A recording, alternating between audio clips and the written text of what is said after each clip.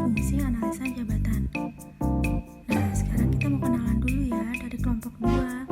Ada Rita Alia, ada Irsyad Fadil Roman, ada Syaroni, dan juga ada Cia Nursoji. Yuk langsung aja kita mulai. Apa sih audit SDM itu?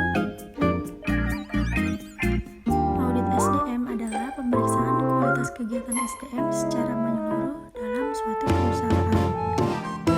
Lalu apa sih analisa jabatan? Menganalisis dan mendesain pekerjaan apa saja sih yang harus dilakukan, bagaimana caranya melakukannya, dan mengapa pekerjaan itu harus dilakukan. Tujuan analisa jabatan apa sih? Pertama, untuk manajemen kompensasi, pelatihan dan pengembangan, performance analysis, dan proses rekrutmen. Nah, sekarang kita masuk ke metode analisa jabatan ya. Nah, metodenya ada 3 nih. Yang pertama ada metode observasi, yang kedua metode wawancara, dan yang ketiga metode kuesioner. Metode observasi, seorang analisis jabatan mengamati seorang karyawan dan mencatat semua tugas, tanggung jawab, keterampilan yang dibutuhkan. Lalu metode wawancara, seorang karyawan diwawancarai untuk mendapatkan informasi tentang masalah yang mereka hadapi. Nah, yang terakhir metode kuesioner itu pengumpulan data dan informasi. Nah, metode ini paling sering digunakan nih. Sekarang kita masuk ke tahapan pelaksanaan analisa jabatan. Yang pertama ada prosedur, yaitu pembentukan tim pelaksanaan analisa jabatan. Yang kedua latihan, melakukan pelatihan di setiap divisi dan mengembangkannya. Dan yang terakhir ada rangkuman, yaitu pengumpulan dalam jabatan untuk dianalisis dan disusun. Sekarang kita masuk ke studi kasus ya, analisa jabatan di PT Pos Indonesia Cabang Samarinda.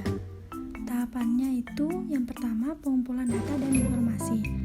Dilakukan dengan tahapan wawancara, diharapkan dari hasil proses wawancara pada saat proses penempatan posisi jabatan dapat mempermudah dalam memberi penilaian terhadap seseorang. Selanjutnya yang kedua ada tahapan pengolahan data. Pengolahan data merupakan hasil dari tahapan pengumpulan data di mana pada tahapan ini melakukan beberapa pengolahan yang mengacu pada struktur perusahaan.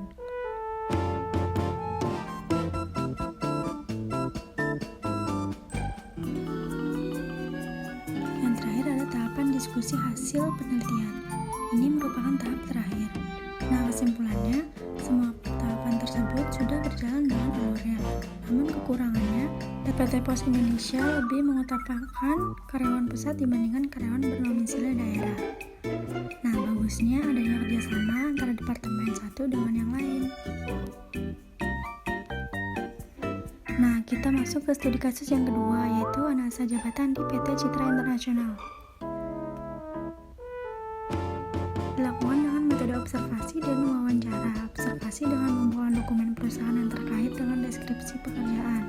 Nah, analisis dokumen dilakukan untuk memastikan hasil pewawancara akurat dan sesuai dengan hasil tujuan perusahaan.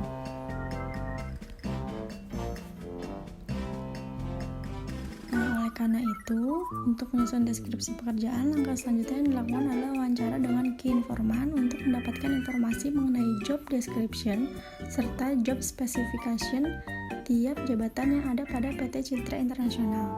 Kesimpulannya, agar output dari analisa jabatan yaitu deskripsi pekerjaan dan spesifikasi pekerjaan untuk masing-masing jenis jabatan yang ada. Sarannya, sebaiknya melakukan perhitungan beban kerja dan kebutuhan jumlah karyawan yang selaras dengan rencana strategis perusahaan.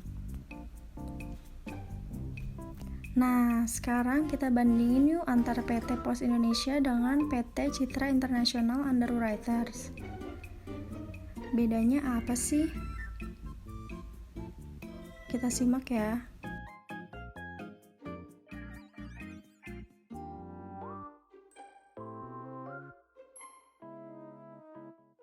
PT Pos Indonesia, proses penempatan terlalu lama dari karyawan sehingga menjadi manajer karena lebih mengutamakan karyawan pusat. Pada PT Citra, itu tidak melakukan perhitungan beban kerja dan kebutuhan jumlah karyawan yang selaras dengan rencana strategis perusahaan. Nah, sekian materi dari kami. Selanjutnya kita akan tutup dengan kutipan dari almarhum Bapak B.J. Habibie, yaitu keberhasilan bukanlah milik orang pintar, namun keberhasilan itu milik mereka yang senantiasa berusaha.